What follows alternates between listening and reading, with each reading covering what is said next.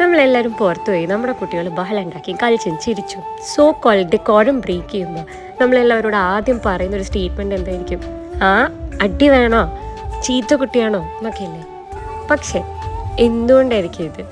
നമുക്ക് നമ്മുടെ കുട്ടികളെ അറിയാത്തതുകൊണ്ടോ അവരെ കുട്ടികളെ മനസ്സിലാകാത്തതുകൊണ്ടാണോ, അതോ നാട്ടുകാർ നമ്മളെ ജഡ്ജ് ചെയ്യുന്നുള്ള പേടികൊണ്ടാണോ, അവരെ നമ്മളൊരു ബാഡ് പേരൻ്റായി ലേബിൾ ചെയ്യുന്നുള്ള പേടിയുണ്ടല്ലേ?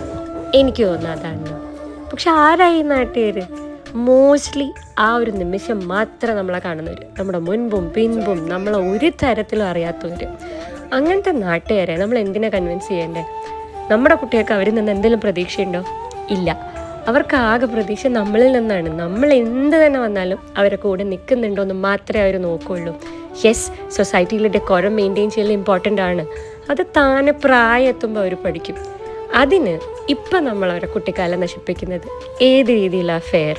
കുട്ടികൾ കുട്ടികളുടെ രീതിയിലല്ലാത്ത സംസാരം കേൾക്കുമ്പോൾ അതിനും നാട്ടുകാർ കുറ്റം പറയാറില്ലേ?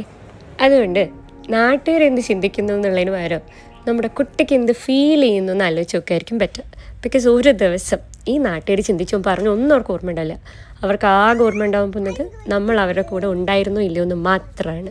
അതുകൊണ്ട് പറയാനുള്ളവർ പറയട്ടെ, എനിക്ക് എൻ്റെ കുട്ടിയാണ് വലുത്. നിങ്ങൾക്കും അങ്ങനെ തന്നെയല്ലേ? നമ്മളല്ലെങ്കിൽ നാട്ടുകാർക്ക് വേണ്ടിയാണ് ഇവരെ വളർത്തുന്നത്.